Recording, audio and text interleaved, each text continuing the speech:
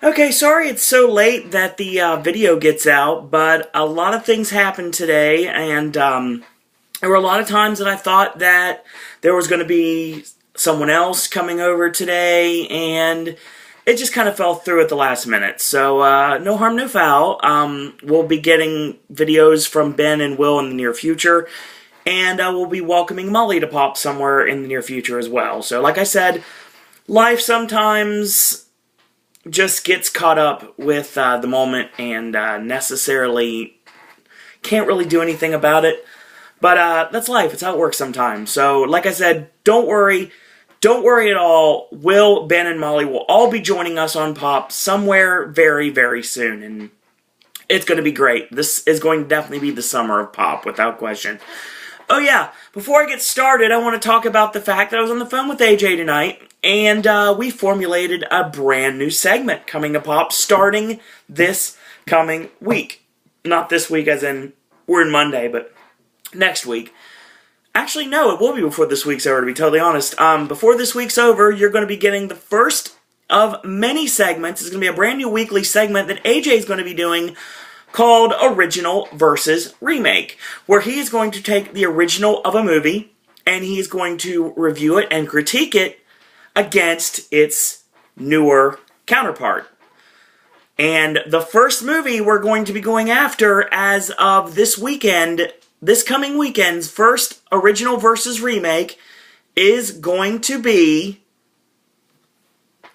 The Wizard of Oz versus Oz the Great and Powerful. So yes, that is going to be what we are going to do, and it's going to be awesome. Definitely looking forward to this. We've talked about a lot of ideas for that, and your retrospectives of Flight of the Conchords, Human Giant, The Fresh Prince, they're all coming in the near future as well. And right now, AJ's tackling the following and Game of Thrones. So we're going to be getting television retrospectives from seasons of TV shows that AJ watches, and that's also coming to Pop in the near future. So we have brand new stuff coming. So like I said, it may be a little rocky right now. Everyone may be a little too busy right now, but like I said, that happens sometimes. Nothing we can do anything about.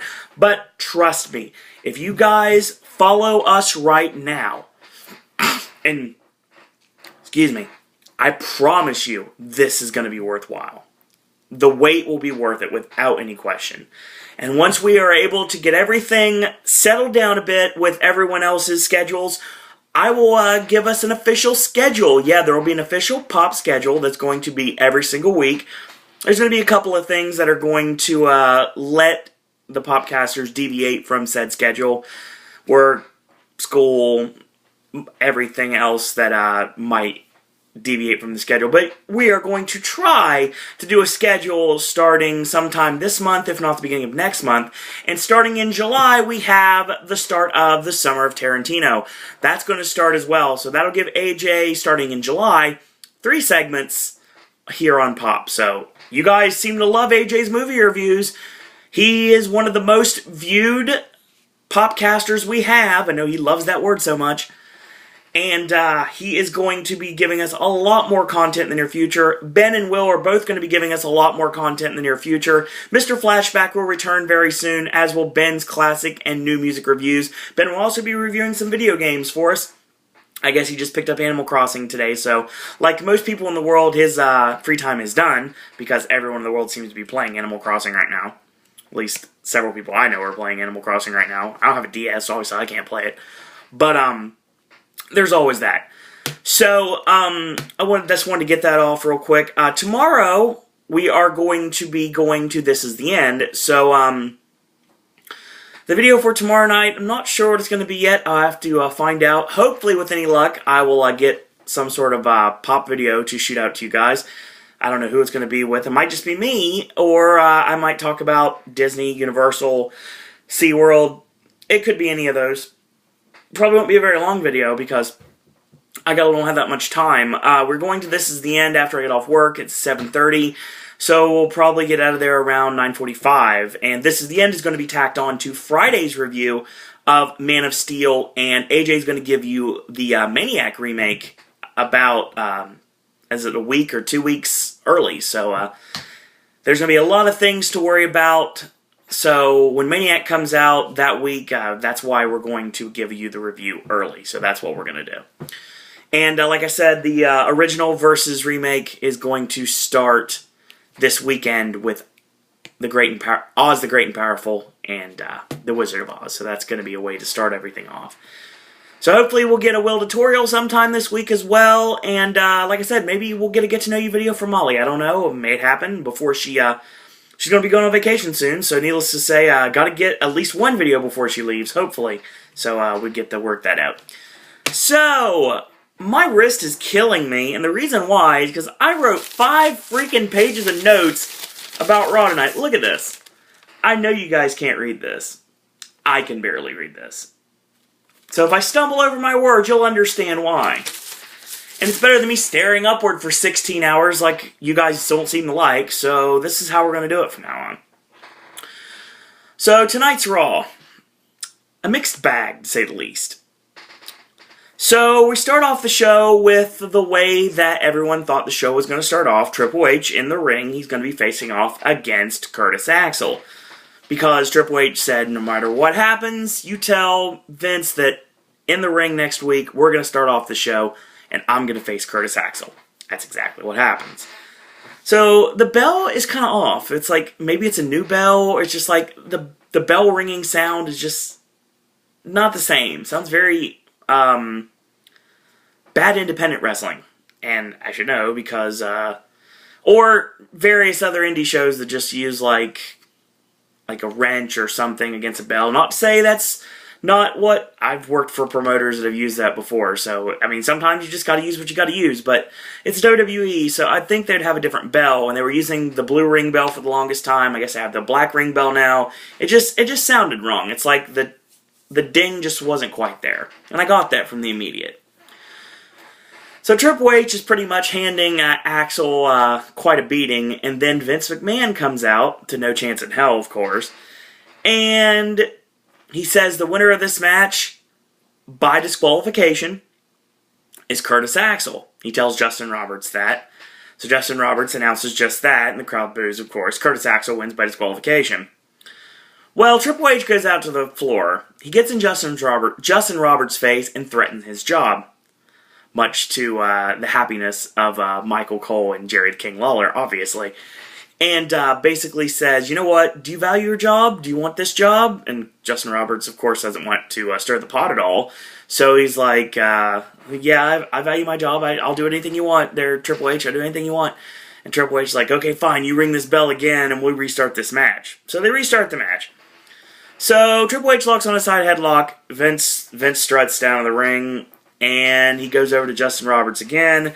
Fans start chanting, you suck. McMahon throws his shoulders up, going, eh. And he tells Justin Roberts again that the winner by forfeit is Curtis Axel. So, Justin Roberts announces that. Well, Triple H goes out to the floor again, gets up in Justin Roberts' face, and Roberts knows better this time to say anything in Triple H. And Triple H just basically has him make the announcement that this match is going to restart as a 60-minute Iron Man match. Yeah, that's not going to happen.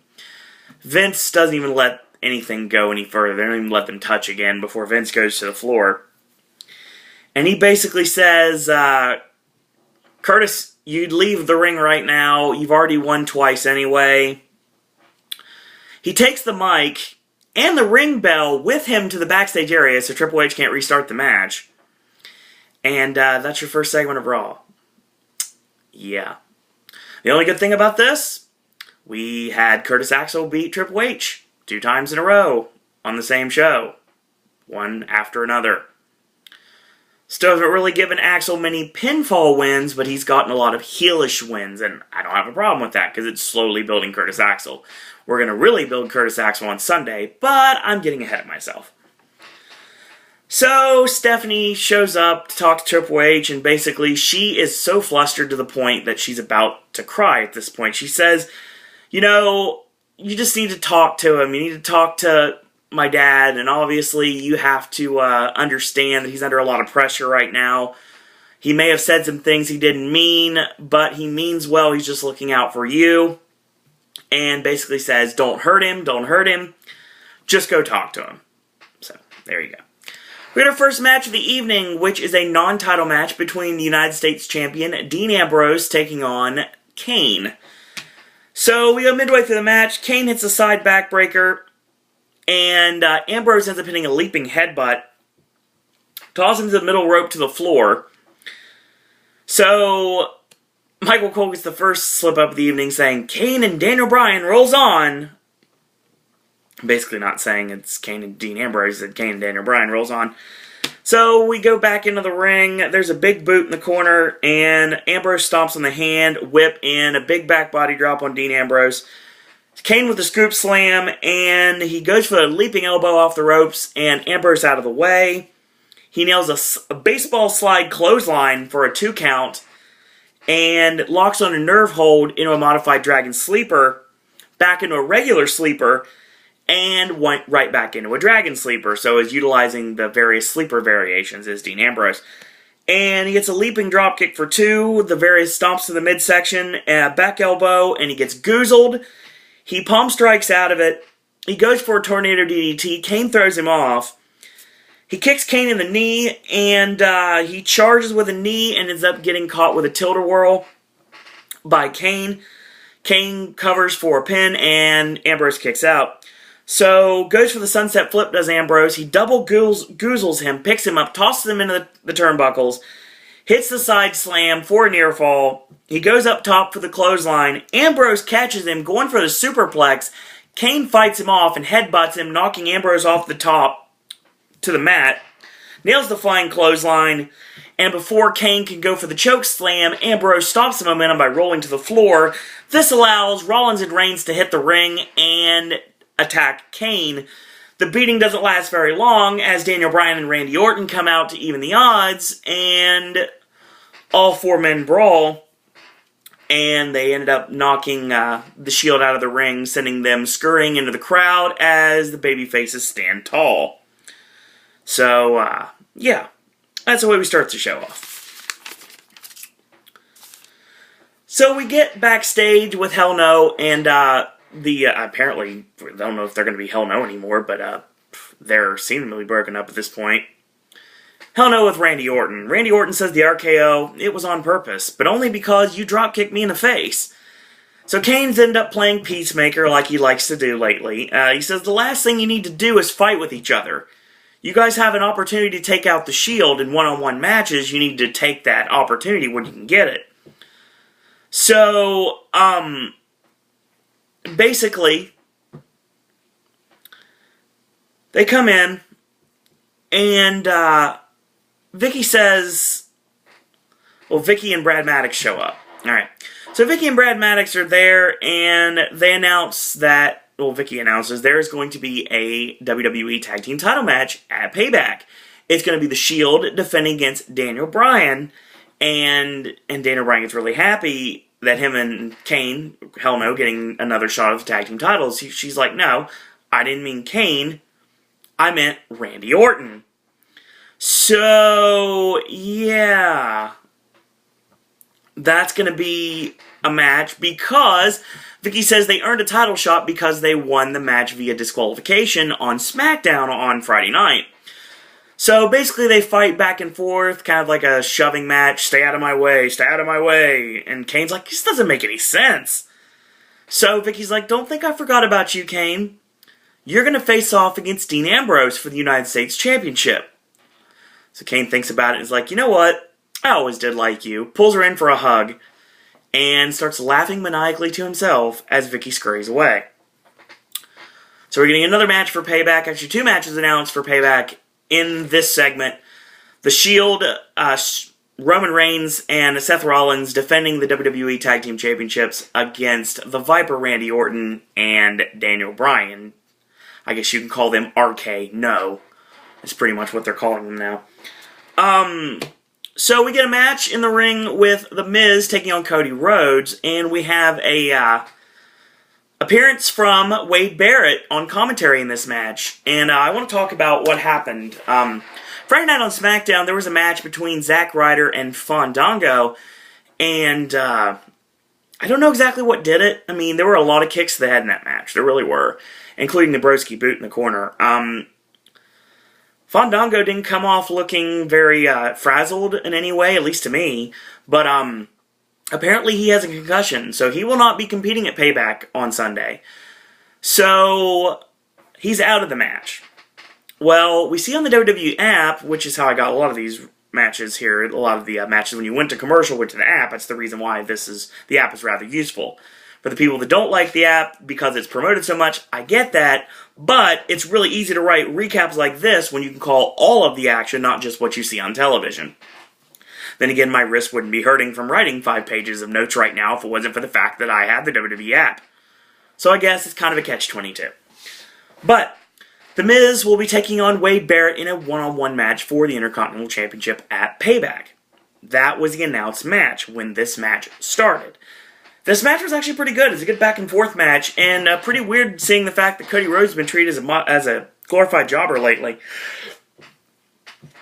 So, Miz hits the high knee lift, the Yakuza kick, the Miz clothesline in the corner. He goes for the crown. He lands on his knee, and it looks like he might have tweaked his knee a little bit. I mean, he did this on, I think it was a match against Antonio Cesaro on one of the pre-shows.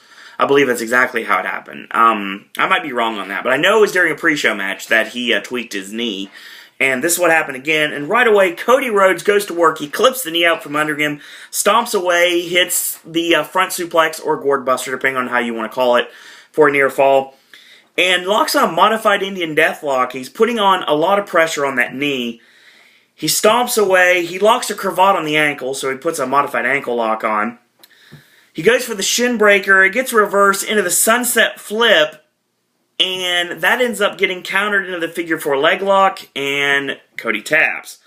After the match, Paul Heyman comes out, and he reveals what he was talking about on the app, saying that he has talked to Vicky Guerrero, and he has gotten this worked out, that it will not be a one-on-one match at Payback for the Intercontinental Championship. Oh no, it is going to be a 3-way once again, and this time it's going to be The Miz trying to win the Intercontinental Championship from Wade Barrett. But in order for that to happen, you have to understand that he has to also get past the third man in this match, Curtis Axel. So we're going to get Curtis Axel versus The Miz versus Wade Barrett for the Intercontinental Championship at Payback. And basically, Axel gets on the mic and says, you know, after the perfect ending to this match at the end of the evening on Sunday at Payback is going to be the winner and new Intercontinental Champion, Curtis Axel. Okay.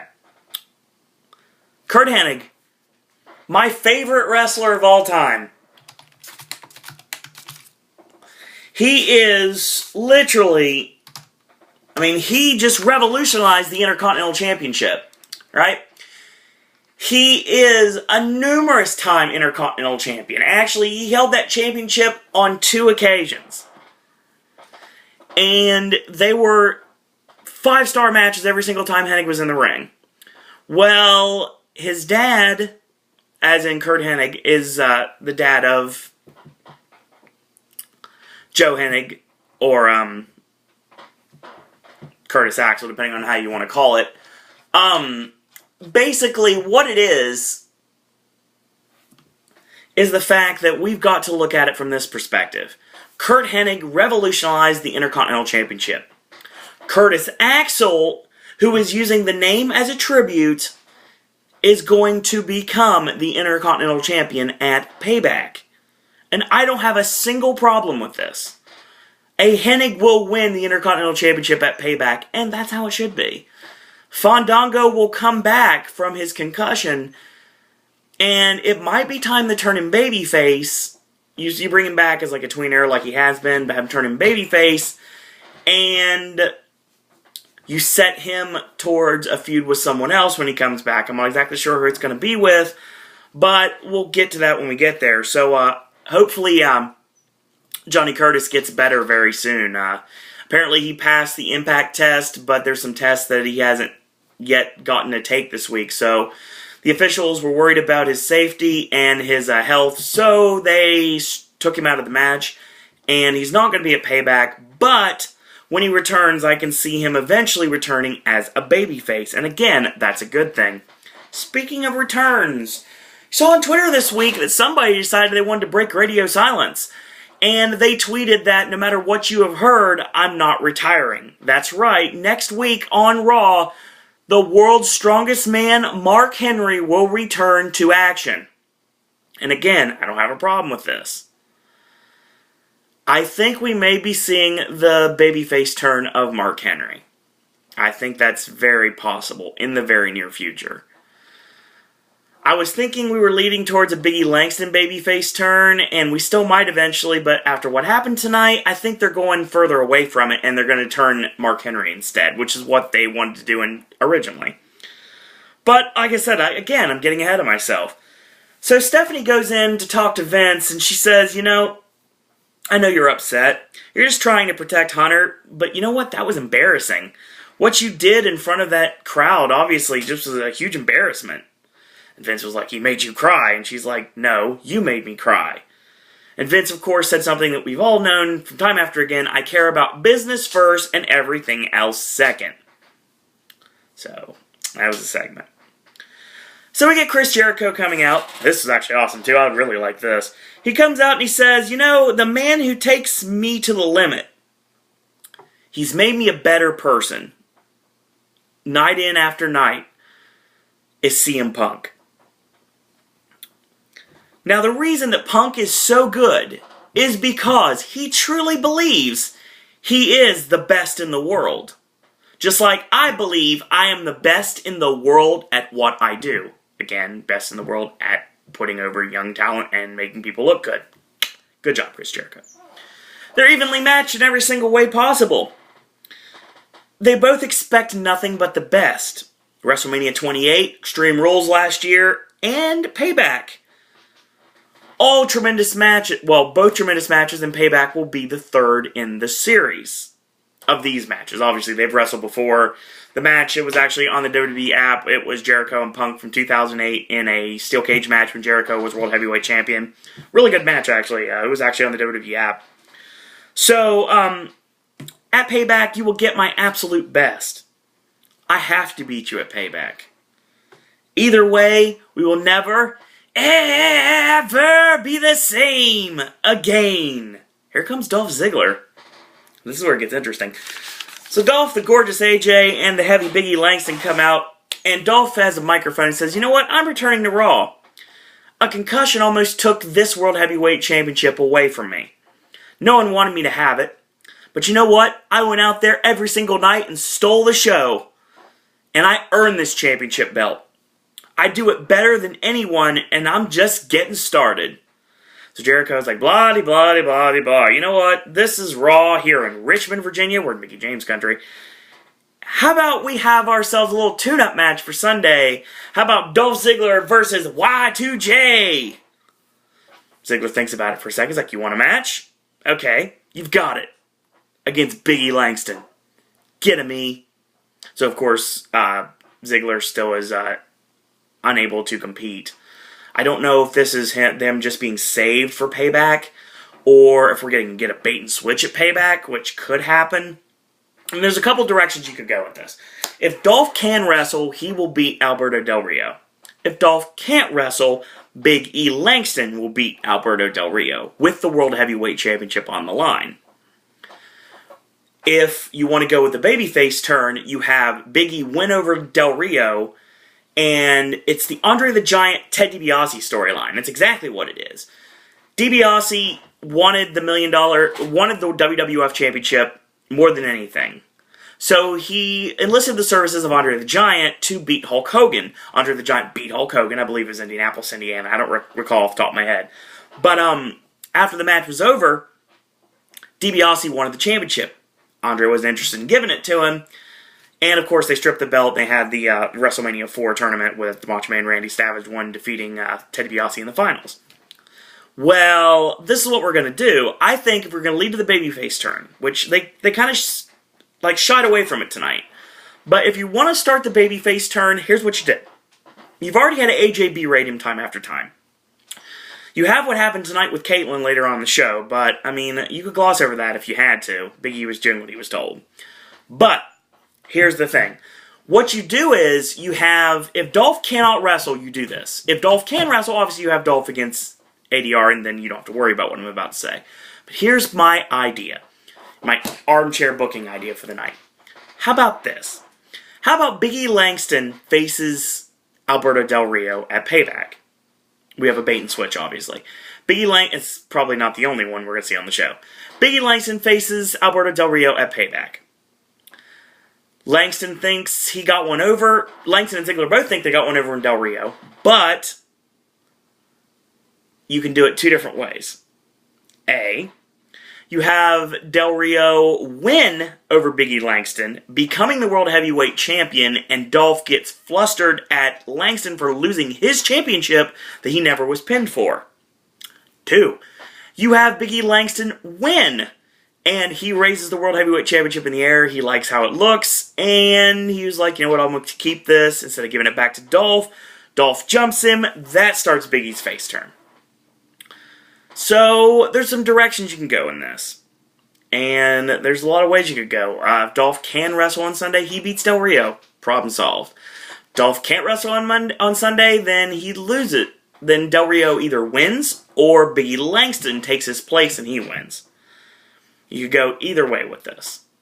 Either way, I still think that Dolph's going to walk out with the championship. As long as he's able to wrestle, he walks out with the championship on Sunday, so he will retain it Payback, whether it's him wrestling or it's Big E Langston. I think either way he retains the championship, and that's the right thing to do. But speaking of that, we get our singles match between Chris Jericho and Big E Langston. So Langston hits some shoulder thrusts in the corner, and he goes for the charging shoulder. He nails it, kicks Jericho in the ribs, and he chokes him with his kneecap. He whips in a charging shoulder into the post. Of course, he finds the ring post instead, and a schoolboy from Jericho only gets a 2 count, so he just mows over Jericho like Vader style. Well, with his shoulder, not Vader style, but he nails a huge shoulder block, sends him down. A whip in, kick to the chest, 3 chops from Jericho, goes for the whip, reverse, into a flying forearm, nails a step up enziguri, and a seated drop kick, hooks the leg, 1, 2, and a kick out. A whip reverse, caught, and 3 big backbreakers from Big E Langston. And he goes for a pin, and again Jericho kicks out. So he goes up top, Jericho goes for the flying body press, gets a 2 count off of it. So Dolph gets on the ring apron for the distraction. That Vader attack from Big E Langston, he drops the straps, getting ready to go for the big ending.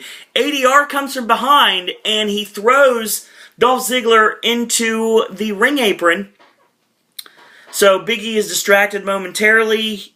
He shakes it off, charges Jericho. Jericho sidesteps him out of the way, and Big E Langston hits chest first in the turnbuckles, turns around, codebreaker, 1, 2, 3, and Jericho wins. Obviously, he needed the momentum going into Sunday's pay-per-view, especially against CM Punk. So on the WWE app, we get Zeb Coulter, and he is talking to Josh Matthews. The only reason I wrote this is because this is funny. He asked why Sin Cara is ready to go to the ring. Sin Cara's like, well, he's in action next. Obviously, that's what Matthews says. Well, he's like, you know, I go to the ring too. And Matthews goes, you know, you weren't invited. And Zeb goes, you know, well, Sin Cara wasn't invited to this country. So, it made me laugh slightly. It was very racist, but for some reason it made me laugh for some reason. We get our next match of the evening, Sin Cara taking on Antonio Cesaro, who's awesome, and I really wish they do more with him.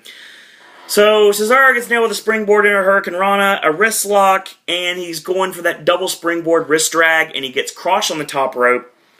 There's a stomp, and he steps on the neck. We get a deadlift gut wrench suplex from Cesaro, and locks on a reverse chin lock. He power slams him without the falling with it. He basically just, he catches him off the ropes, and he power slams him, but he doesn't follow through with it. His body doesn't go with it. He just kind of throws him down.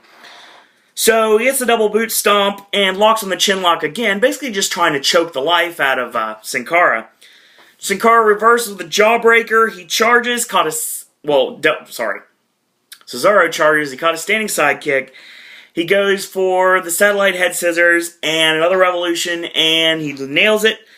So, this looks awesome, by the way. He goes for, like a power bomb. It gets reversed into what I'm going to call the code white, which is the hopping into a flipping sunset flip, you know, the code red. And he gets a 2 count out of it. He goes up top. He gets caught in midair, mind you, with a tilt-a-whirl backbreaker. Chin lock, and he swings him like a giant swing, choking the life out of Sin Cara, spins him around, twists the neck, and Gotch-style neutralizer, 1, 2, 3. Great win for Cesaro. I'm very happy to see him actually get on television again. Another promo from the Wyatt family. God, I can't wait. It's going to be awesome. This is the same promo we saw on Raw last week, so if you didn't get a chance to see it, then check it out, obviously. Check out anything Bray Wyatt, Eric Rowan, and Luke Harper are doing. And this one, of course, this was also the one that also showcased Scott Dawson from D-Squared, as well as the recently released Audrey Marie were in this. There are a couple of other NXT people, but I can't recall their names off the top of my head. The rumor is that the Wyatt family are not coming alone. I think that they're going to brainwash more people, and obviously that drink the Kool-Aid, that Bray Wyatt is their savior, and he's going to be their key to a fresh beginning. So I think there's going to be some WWE superstars that are going to end up drinking the Kool-Aid and going to be joining the Wyatt family. So I don't have a problem with that because I think it's a great idea. So Vicky is stuffing her face with Hardee's food. Yeah, they're like, I guess this bacon thick burger. They're promoting this all night long, and it gets real bad later on in the show. But I'll talk about that in a minute. Actually, where is it? I think it's here. Yeah, it actually gets, later in the show, it gets really bad. And this self-promotion, shameless self-promotion for Hardy / Carl's Jr., depending on where you are. Obviously, if you are watching this video in California, you don't know what Hardee's is. But if you're watching it in Richmond, you probably don't know what Carl's Jr. is. I might be wrong on that, but it's kind of a West Coast, East Coast thing. So that's why WWE was smart and put both logos on the commercial so you would know what they were talking about. So, Vicky's stuffing her face. Vince walks in. Of course, Brad Maddox is like, Vicky, really? Stop eating. Vince is here. And of course, she still continues to eat. And he goes, what are you doing? I was just trying to make good television. You were just trying to make good television? What happens if Ryback or John Cena would somehow get injured tonight? Then our match is off. What are you going to do about that? Why risk a face-to-face? Brad thinks about it and goes, you know what? What if we had the Lumberjacks surround the ring? So their purpose would be to keep them from tearing each other apart. And Vince's like, I like that idea. How about you give Brad some of your burger? And he walks out. So yeah. WWE app also helped out with another vote this time around. Who should Daniel Bryan face in the ring tonight? Roman Reigns or Seth Rollins? And smartly, they voted for Seth Rollins. So we're going to get our Daniel Bryan-Seth Rollins match. IWC Joygasm, like, collective right now. But I'll talk about that in a minute. That's actually the next match after this.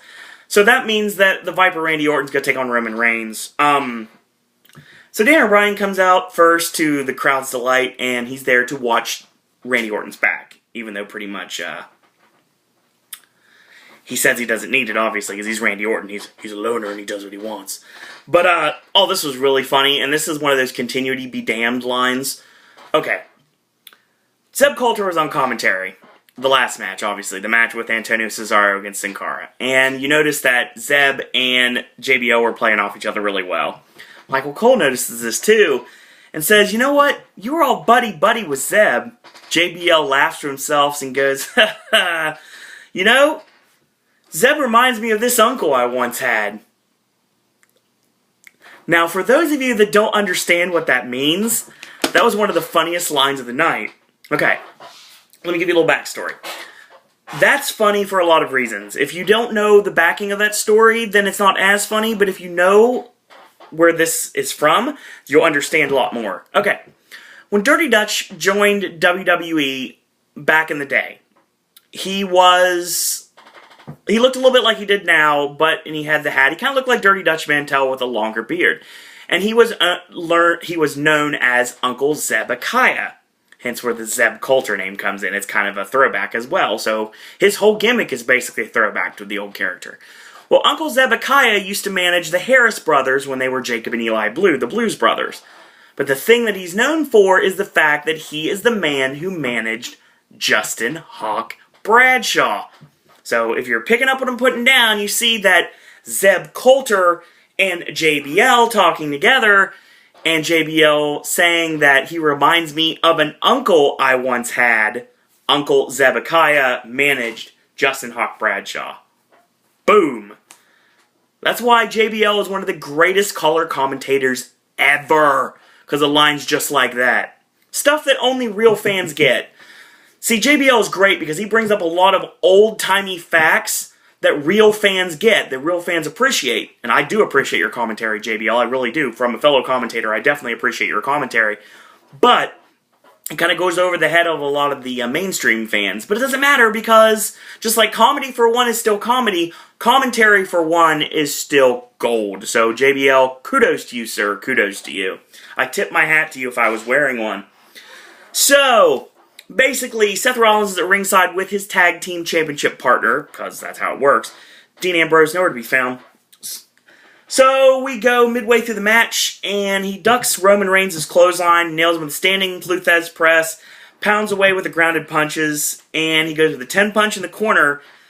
And instead of going out of it, he headbutts Roman Reigns twice. Whip, reverse, he gets the boot up, and he punches Orton off the turnbuckles. Oh, I'll set that up, really. He gets the boot up, and what he does is, Orton gets on the middle turnbuckle. He grabs he grabs Reigns by the face and like a face rake and pulls up on his nose. And Reigns just hauls off and bam! Just right hands and knocks him off the turnbuckle to the floor, which Michael Cole calls a Superman punch. Second screw up of Cole of the night. And of course, that's not the Superman punch, because I think Reigns is not going to be doing that for any extended amount of time, given the fact that that's the reason he screwed up his knee on SmackDown a couple weeks ago. Everybody thought he was going to be out for a while. Thank God he wasn't. So, basically, they get back in the ring and shoulder off the ropes for a 2 count. He chokes him on the middle rope, and he kicks him in the knee twice. Orton kicks him in the face. Roman sends him back down with a shot, and steps on the throat of Randy Orton. So, he goes back in the chin lock. Daniel Bryan trying to get the crowd back into this match, trying to get Orton back into this match. And Reigns nails him with a hot shot or a stun gun, depending on who you're calling your match. If you're an Eddie Gilbert fan or if you're a Steve Austin fan, basically he drops him through it first across the top rope. So he hits his leaping clothesline off the ropes, but Orton kicks out at 2.5. So back to the chin lock yet again, and a counter into the belly-to-back suplex or a backdrop suplex, depending on who's calling your matches. Orton's been using this counter for quite a while lately. So this time, Reigns goes for the Superman punch. He ducks out, and we get Vintage Orton, which if you're new to Pop, welcome. And it's clothesline, duck the opponent's clothesline, and the snap Samoa Joe style power slam. So Rollins jumps up on the ring apron for the distraction, and he ducks the clothesline. Rollins picks him up into the fireman's carry, and it gets rolled into Orton's 3.0 backbreaker, which is Mike Sanders' old move. And he rolls to the apron, goes for the snakebite DDT, he gets it, Rollins gets kicked, and he goes for the snakebite on him, he rolls out to the floor, Bryan hits a suicide dive, and since the referee's lost control, we get a no contest. So, basically, they look strong. They look very strong in this match. Daniel Bryan looks really strong in this match, like he always does, even though he wasn't in the match. So since Bryan and Rollins were already out there, we get this match. This is an indie fan's dream match. Tyler Black versus Bryan Danielson in a WWE ring, live television with time. Yes. This is the reason why my wrist hurts.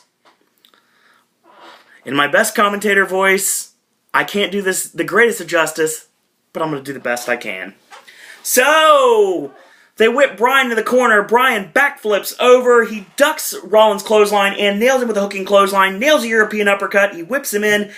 And with a knee strike from Daniel Bryan, there's a kick to the spine and the elbow to the shoulder. Kick to the spine, elbow to the shoulder. He does it over and over and over again. And then he starts raining down the elbows into the chest of Seth Rollins.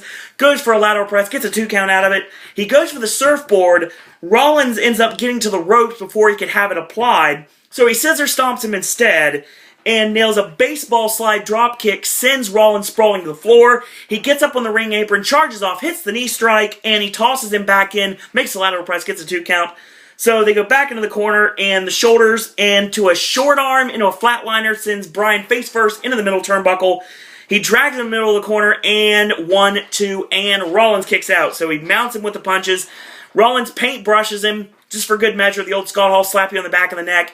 Locks on the surfboard. Bryan counters out of it because he is the new man of 1,000 holds, and repeatedly kicks the hamstring of Seth Rollins. So Bryan goes for the surfboard, into the chin lock, pulled back into the Dragon Sleeper, and Rollins punches out of it. He hangs Bryan out to dry, suplexes him on the top rope, basically hangs him out to dry, knocks Bryan to the outside of the floor. So Rollins hits the huge leaping stomp off the apron right to the face of Daniel Bryan. So he sends Bryan into the ring apron, and he whips him hard in the barricade. While the referee's distracted, Roman Reigns kicks Daniel Bryan in the chest.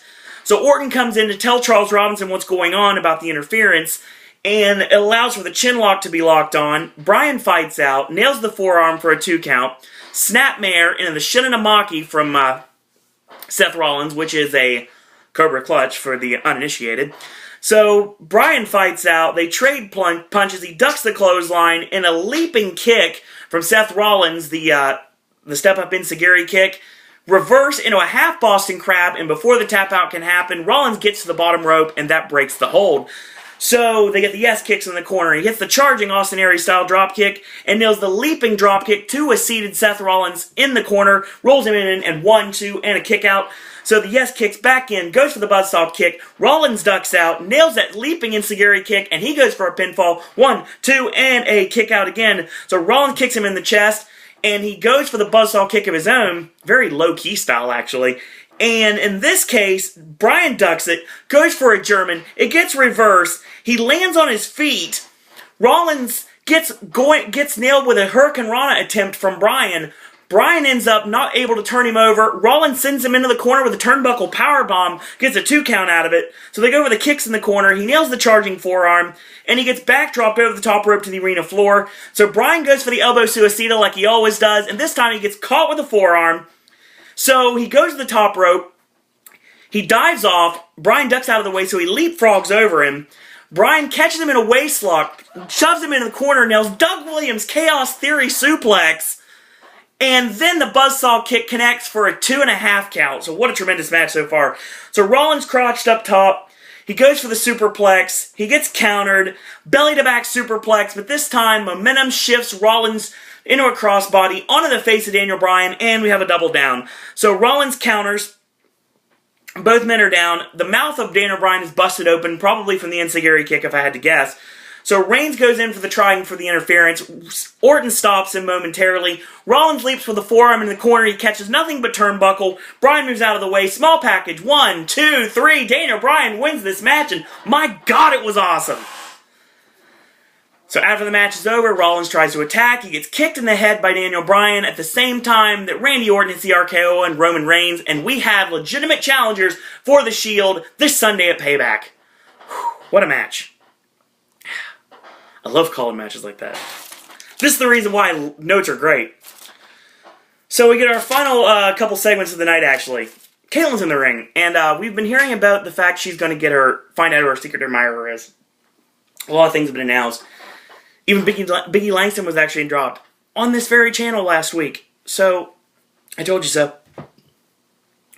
So she comes out, and she's really cleavage heavy tonight. Yeah, to the delight of all the men in the audience, obviously. She goes, secret admirer, here I am. Say herself. Biggie Langston music starts. He comes out with a bouquet of flowers, gives them to Caitlin. He goes, Caitlin, I know this is unexpected. People only see me as a tough guy, or maybe as Dolph's heavy. Honestly, I care about more than that. I care about you. Ever since I first laid eyes upon you, you were it. So he dips her back, going for the kiss, and then he tosses her down. AJ's music hits, and this gets fun. So, how you feeling right now? Worthless? Alone? Broken? You know what? You abandoned me. John Cena, Daniel Bryan, and CM Punk, they all used me, and they shattered me just like glass. But where was my best friend this whole time? Where were you, Caitlin? You were chasing the Divas Championship. But you know, even shattered glass can cut deep. I can beat you. You know, I used to put you on a pedestal. But now, I get to watch you fall off that pedestal. You're just trash. You have no one. No friends. Nothing. No one gives a damn about you. Come Sunday, you won't have the one thing that you've got in this world. The Divas title. You're going to lose. And then you'll run back to that trailer park you came from. You're worthless. You're pathetic. You're a useless cow. Stop! And then they start fighting. So, AJ powders the floor, and she blows her a kiss. Caitlyn is destroyed in the middle of the ring, and we're getting a one hell of a Divas match at Payback. I don't think it's going to be on the level of Gail Kim versus Taryn Terrell at Slammiversary, but it's going to be the best you're going to get from WWE. You're going to get two people, two former best friends going at it that know each other oh so well, and they're just going to tear each other's heads off. And that's going to be awesome. And by the time the night is over, like I've been predicting for 4 months now, AJ Lee will be the brand new Divas champion. And that's how it should be. After this match, we get another brand new Wyatt family promo. Bray Wyatt is the Eater of Worlds. And Luke Harper and Eric Rowan are a force to be reckoned with in the tag team division. You know what happens when you see the Wyatt family? You run. And that's exactly what's going to happen. I love Bray Wyatt. I love this gimmick. We have gone so far since Husky Harris. And I'm telling you right now, this is going to be the game changer in WWE in 2013. I think the Wyatt family are going to be the game changer, without any question. This is going to be huge for this company. Wyatt can talk, Wyatt can work. Rowan can talk, Rowan can work. Harper can talk, Harper can definitely work. And whomever they bring in, this is going to be awesome. I love this gimmick. I love this Cape Fear by way of the Firefly family. I love this. I think it's going to be awesome. And I think it's a throwback to the Attitude Era, which is what everyone seems to want right now. And keep your eyes out. They're coming. And we're definitely ready for it. So we get our main event of the evening. Even though Seth Rollins and Daniel Bryan was our legitimate main event of the evening, like I said on Twitter tonight. Follow me at Suro and Disney. We get Damian Sandow taking on R-Truth. This match was sponsored legitimately by Hardy's. Legitimately. It actually said the Hardy's logo. And Justin Roberts, this match is brought to you in part by Hardy's Bacon Thick Burger. And I was like, are you kidding me? Oh my god, Hardy's must have paid a lot of money to the WWE. So, I have to do this if that's going to be the case. I didn't pay a lot of money to WWE. But apparently someone did, so here you go. This is my product placement. See, this is the Hardee's Super Bacon Cheeseburger Thick Burger combo. Yeah.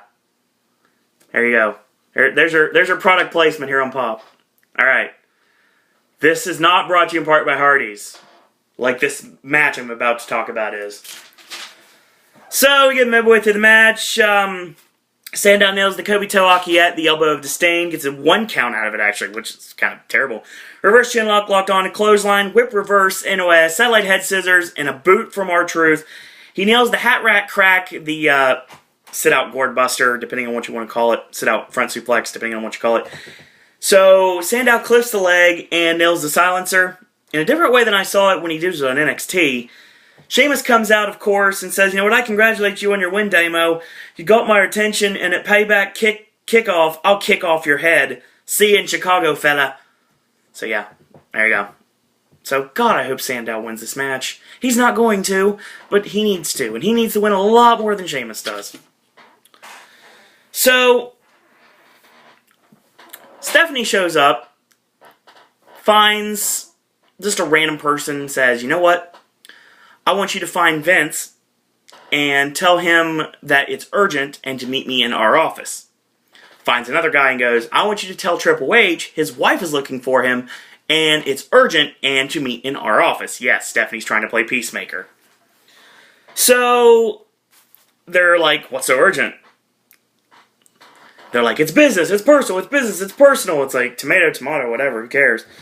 So work this out. She's like, I'm sick and tired of this. So she walks out, and Triple H is like, you know what, I'm not apologizing. And Vince said, you're better than that.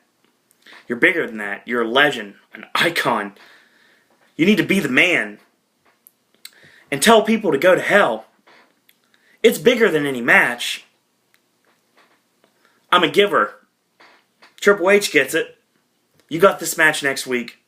Triple H's like, you know what? On second thought, maybe you're right. I don't want this match next week. And Vince's like, yeah, I want to see this match, so we're going to have it happen. So Triple H doesn't want it, and now he does, and then vice versa. Now Vince wants it instead of not wanting it, and Triple H used to want it, now he doesn't. So I don't know if we're getting Curtis Axel and Triple H next week. I hope not. I hope you wait until Money in the Bank for it, because it needs to be a pay-per-view match.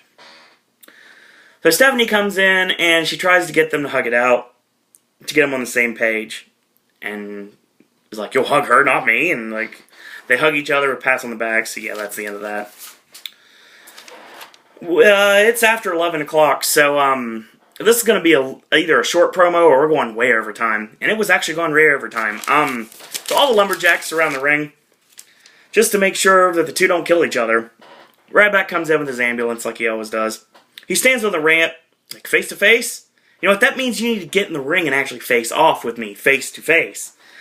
Sunday, this ring will be lined with superstars, not letting you stand on the ramp and be scared to face me. Ryback is standing here for you, not him. I get the message. If you think you deserve to be champion, and he gets stopped, and Ryback's like, I deserved it 3 times over. At TLC, at Survivor Series, at Hell in a Cell. And he stops him and says, you know what, at Hell in a Cell, I gave you my spot. He's like, yeah, you did. That's when the problem started. I became a threat to you. So popular, you had to protect yourself. You know, when the going got tough, you left me high and dry.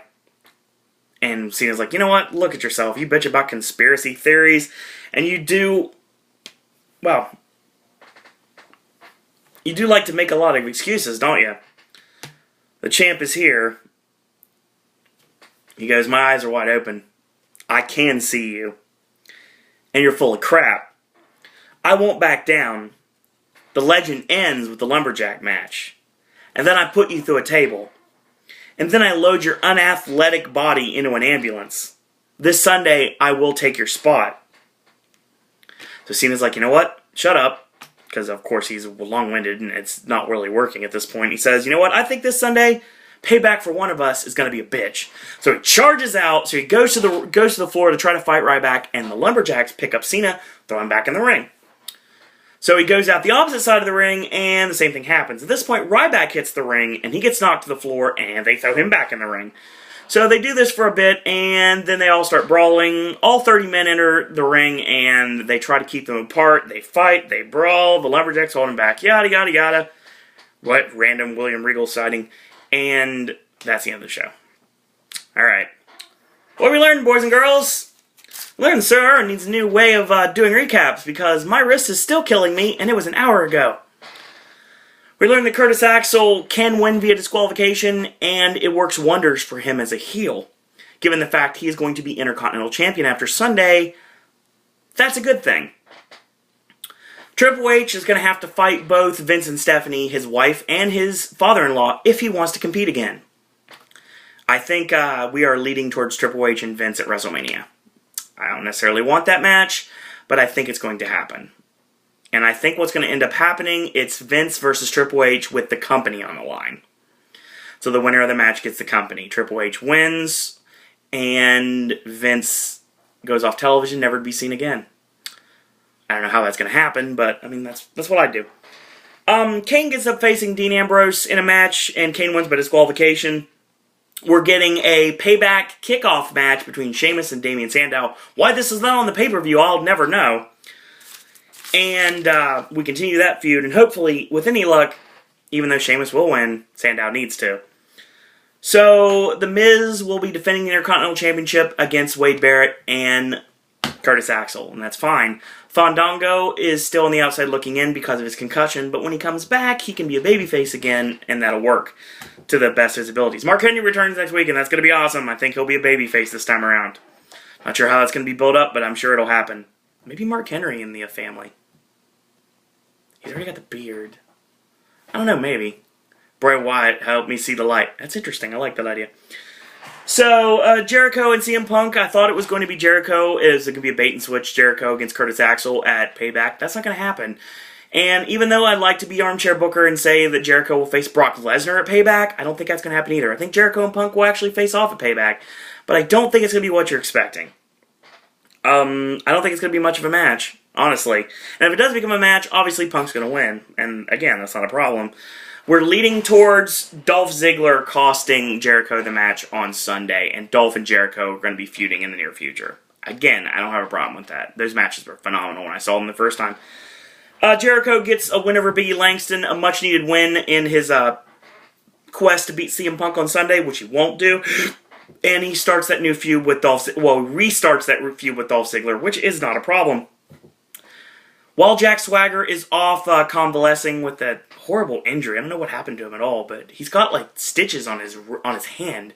If you haven't seen his Twitter, it's pretty horrific, to be totally honest. But while he's off television, Zeb Coulter is still going to be on television, and I don't know, are they going to put him with Cesaro? I mean, it's possible, I guess. I don't have a problem with that.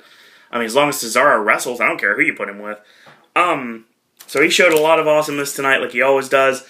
The Wyatt family are going to be amazing. I cannot wait for it. Bray Wyatt and the Wyatt family are going to be game changers. WWE, mark my words.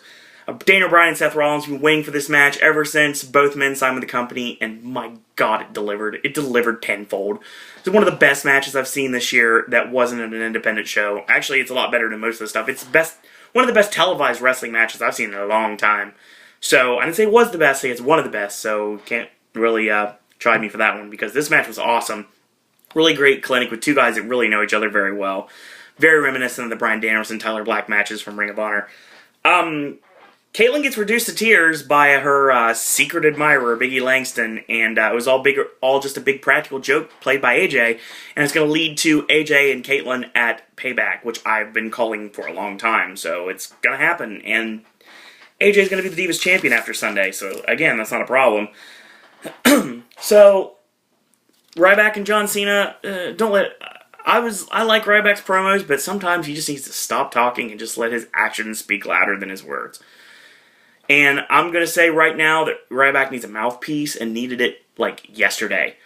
Ryback needs to be the reason that John Laurinaitis comes back to WWE. They already brought him back during the European tour for one night. Why don't you bring Laurinaitis back to be the mouthpiece of Ryback? My name is John Laurinaitis. I do not look like Super Dave Osborne, and I am promoting Ryback. It has to happen. It needs to. So yeah, we get 3 stages of heck on Sunday at Payback. John Cena is going to win the Lumberjack match, obviously. Ryback's going to steal the tables match, obviously, and then I seriously think the finish of the ambulance match should be Ryback and Cena fighting on top of the ambulance, and Ryback's about ready to powerbomb him off the side. Cena picks him up with a fireman's carry and AAs him through the roof of the ambulance, and they both go through. They're both down and out. There's a huge pop from the crowd. They're complete in like bewilderment at this point. And at this point, look at the door to see if anybody's going to get out. If it's not going to be a double no contest, all of a sudden you see the door get slightly pushed. John Cena emerges, falls out, and falls on the ground, completely out of it from everything. He shuts the door half-assed, and he wins. And then Ryback gets pushed out in an ambulance. And will probably go to SmackDown based on this, because you can't really do anything with him after he lost to Super Cena. So, that was Raw tonight. Like I said, it was a mixed bag. You want my Payback predictions? You got a little bit of them tonight. So, I'll talk about them more after SmackDown. I actually do a real Payback predictions video after SmackDown. I might do it as a video. I might do it as like an add-on to SmackDown or NXT this week. I don't know if to get to there, so. That's the show for the night. So if you guys are new subscribers to Pop, welcome.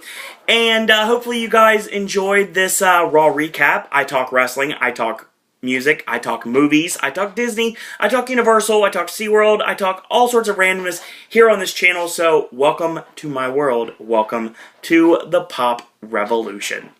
So, if you want to retweet these videos, share these videos, you want to comment, you do subscribe, get the views up to 10,000, get the subscribers up to 50. It'd be nice to hit 110,000 before September. I'm shooting for that right now. We're at 41 subscribers right now, and we are rising and rising and rising. So, that's all the time we have for today.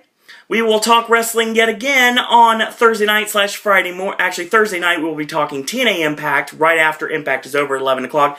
I will film the video and get that video out for you guys that day. So that's going to happen. And this Sunday is going to be WWE Payback. And on Monday I will be reviewing it. So actually I might review it on Sunday night. It just kind of depends on how my plans go. So, once again, thank you guys for watching. If you like these videos, tell your friends about it. And spread the word about the Popcaster Revolution. If you want to be part of this Popcaster Revolution, send me an email, siroandisney@gmail.com. You can tweet me at @siroandisney or find me on Facebook at @OwenDisney. So, until tomorrow, boys and girls, that's all I got to say about that.